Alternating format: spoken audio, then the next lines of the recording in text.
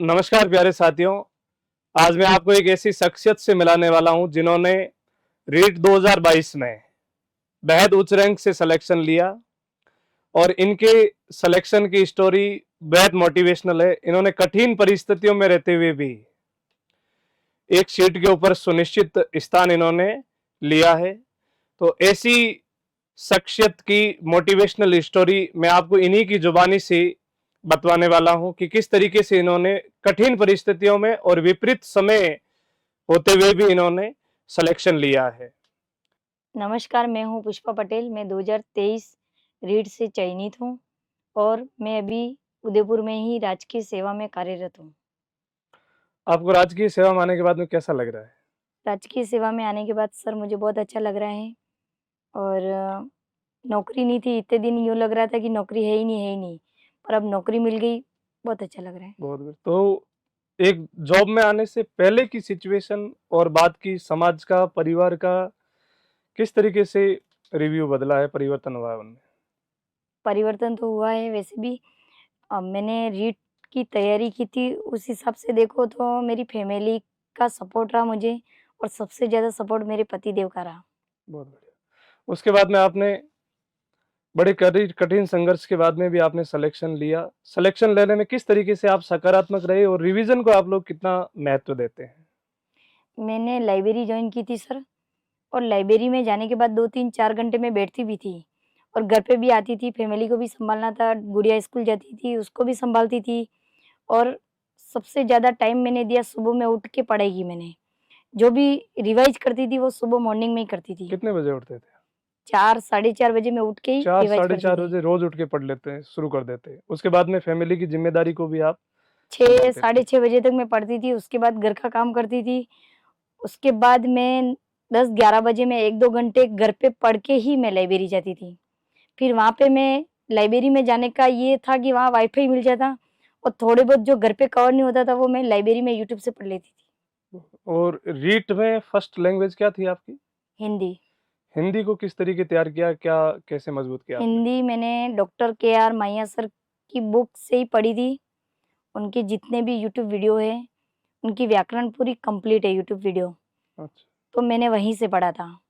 Syllabus जब कभी भी हिंदी पढ़नी है तो सिलेबस को सामने रखना है, टॉपिक वाइज़ पढ़ना है और टॉपिक जो भी टॉपिक लिया जैसे अपन ने सर्वनाम ले लिया, सर्वनाम लेने के बाद अपन को विगत परीक्षा में आए हुए प्रश्न बुक देखनी है या फिर यूट्यूब से पढ़ो, कैसे भी पढ़ो, पर सर्वनाम से आए हुए क्वेश्चन वहीं से वहीं करने से हैं। उसके ऊपर मतलब पहले पूरा टॉपिक पढ़ना और उसका पूरा टॉपिक का बैक करके आए हुए कैसे प्रश्न सॉल्व क्वेश्चन करना आए है। कि नहीं आए हों, सेकंड लैंग्वेज संस्कृत थी आपकी। किस संस्कृत। तरीके से क्या तैयार वो किया भी उसको? हिंदी के अकॉर्डिंग ही है, हुँ। वैसे ही करना है, दोनों का सेम है।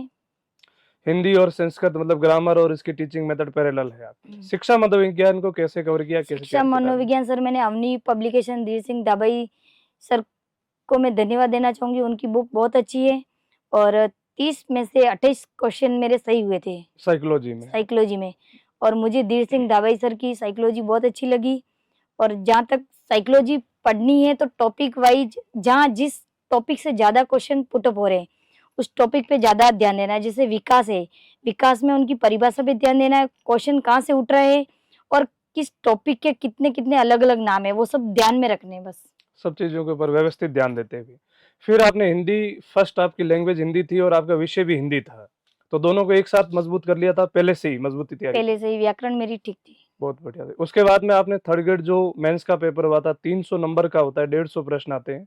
उसमें सबसे पहले राजस्थान जीके जो इतना बड़ा लेंथी है, बहुत बड़ा लेंथी सिलेबस है, उसको कैसे पढ़ा, कैसे रिवीजन किया, कैसे याद किया, ये सब कुछ कैसे मैनेज किया आपने? मैंने सामाजिक दिनेश बंसल सर हैं उनसे पढ़ी थी हुँ, और ज्योग्राफी सर आपसे पढ़ी थी हुँ, और आपका और दिनेश बंसल सर का मुझे सहयोग रहा और एनसीईआरटी की बुक चलती है 6, 7, 8 में हमारा राजस्थान, हुँ। वहाँ से मैंने वो पढ़ा मतलब था पूरी कंप्लीट याद थी आपको। कंप्लीट। और पूरे सिलेबस का आपने कितनी बार रिवीजन किया? कितनी बार उसको पढ़ा रिवीजन था आपने? जितनी बार हो सके उतनी बार करना ज़रूरी है। हाँ, मतलब टॉपिक को पढ़ो, हुँ, टॉपिक को पढ़ने के बाद उसमें क्या हार्ड है उसको एक साइड निकाल दो। हुँ। उसको वापस दूसरे दिन ही पढ़ना है, यूँ नहीं है कि रोज़-रोज़ वही पढ़ना है, एक ही टॉपिक को लेके बैठना है। टॉपिक को पढ़ने के बाद या फिर यूट्यूब क्वेश्चन जो सर टेस्ट सीरीज़ चला रहे वहाँ से पढ़ो या फिर कोई बुक हो उससे पढ़ लो। कहाँ-कहाँ से कौन-कौन से प्रश्न नए-नए उठ रहे, जितने भी एग्जाम में आए हुए क्वेश्चन है सबसे ज्यादा वो पढ़ने जरूरी है। बहुत बढ़िया। शैक्षिक परिदृश्य जिसमें आपने एसडीएमसी, एसएमसी, उस पूरे पार्ट को कैसे मजबूत किया था, कैसे मजबूत बनाया था उसको, और कैसे याद रखा था उसको? मेन पॉइंट रहता है शिक्षण विधि का, शैक्षिक का। जैसे मैंने अपनी पब्लिकेशन में ही पढ़ा था, एक ही किताब से, अलग अलग किताबें भी नहीं पढ़ी थी और 2-3 किताबें थी मेरे पास, ज्यादा नहीं थी। और अलग अलग किताबों से पढ़ने से यूं है कि ये पढ़ो वो पढ़ो। तो यहाँ पे आपका थर्ड ग्रेड मेंस में जो था वो हिंदी विषय था, तो हिंदी इसको विषय फिर से आपने दोबारा फिर और कोई प्रिपरेशन की, या तो जो प्री में पढ़ रखा था उन्हीं नोट्सों को और अपग्रेड किया, या नहीं, कैसे किया था? जैसे सर मैंने रिव्यू क्वेश्चन की बुक ला रखी थी और यूट्यूब वीडियो से मैं पढ़ लेती थी। और पढ़ने का तरीका ये था कि 100 क्वेश्चन मैंने लिए तो 100 में से मुझे कितना आ रहा है, जो जो निकाल देती थी, जो जो नहीं आ रहा है, यूं लग रहा है कि इस क्वेश्चन का आंसर मुझे नहीं आ रहा है, उस टॉपिक को मैं दोबारा रिवाइज कर लेती थी। तो आगामी जैसे इस परीक्षा में शामिल होने वाले विद्यार्थी है, वो हिंदी विषय से यदि परीक्षा दे रहे हैं, तो उनको आप क्या मैसेज देना चाहोगे? उनको मैं कहना चाहूंगी कि जिन भी सर की अगर वो बुक पढ़े तो एक ही सर की पढ़े, अलग अलग सर से नहीं पढ़े। एक ही अगर बुक को बार बार पढ़ना चाहिए आपके हाँ, कहने एक का ही मतलब? बुक को बार बार पढ़े। जैसे माहिया सर की कोई बुक है तो उन्हीं को पढ़े, यूनिक दूसरे मैडम की भी पढ़ ले, उन सर की पढ़ ली, उन सर की पढ़ ली, सब अलग अलग हो जाएगा। और सबका पढ़ाने का तरीका भी अलग अलग होता है।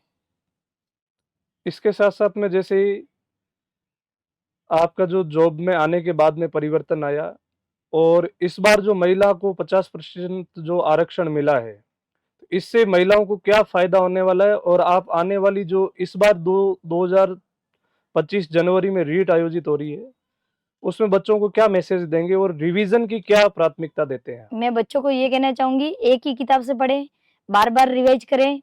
और हो सके तब तक तो अपना, जब तक माइंड अगर काम कर रहा है कि 2 घंटे पढ़ना है, 2 घंटे ही पढ़े। फालतू मतलब लाइब्रेरी में बैठा नहीं करे बस। बहुत बढ़िया। और सिलेक्शन में टेस्ट सीरीज को आप कितनी तवज्जो देते हैं, क्या मान्यता, और आपने टेस्ट सीरीज अगर जो ली है तो क्या फायदा हुआ आपको? टेस्ट सीरीज का ये है कि जो भी विगत एग्जाम में प्रश्न आए हुए हैं, मतलब उन्हीं को ज्यादा, मतलब टेस्ट सीरीज ज्वाइन तो करनी चाहिए। बहुत बढ़िया। और लास्ट में आप लोग इन बच्चों को मैसेज दें कि आपने किस तरीके से पॉजिटिविटी रखी, कैसी मानसिकता रखी थी, और बच्चों को भी पढ़ते वक्त किस तरीके से मोटिवेट रहना चाहिए? मैं इनसे ये कहना चाहूंगी, जो भी पढ़े, जब अपना माइंड काम कर रहा हो तभी पढ़े। और 2 घंटे पढ़े तो 2 घंटे ही पढ़ना है और खुले मन से पढ़ना है। चलो विद्यार्थियों, बहुत बहुत धन्यवाद। इसी तरीके के और मोटिवेशनल वीडियो जो सामाजिक विज्ञान में रेट लेवल फर्स्ट में हुए हैं, वैसे समय समय पर आपसे आते रहेंगे। आप बहुत बेहतरीन तरीके से पढ़ाई करते रहें, और आप सभी विद्यार्थियों को ऐसी महान शख्सियत से मैं मिलवाता रहूंगा, जिनकी पारिवारिक स्थितियां इतनी ज्यादा मजबूत नहीं होते हुए भी इन्होंने बड़े संघर्ष के साथ में सिलेक्शन लिया। और इस परीक्षा में शामिल होने वाली महिलाओं के लिए, या जो घर गृहस्थी संभालते हुए साथ में प्रिपरेशन करते हैं, उनके लिए आप क्या मैसेज देंगे? मैं उनसे कहना चाहूंगी, वो तो हमेशा आगे ही रहते हैं, जिनकी परिस्थितियां खराब होती है वो हमेशा आगे ही निकल जाते हैं।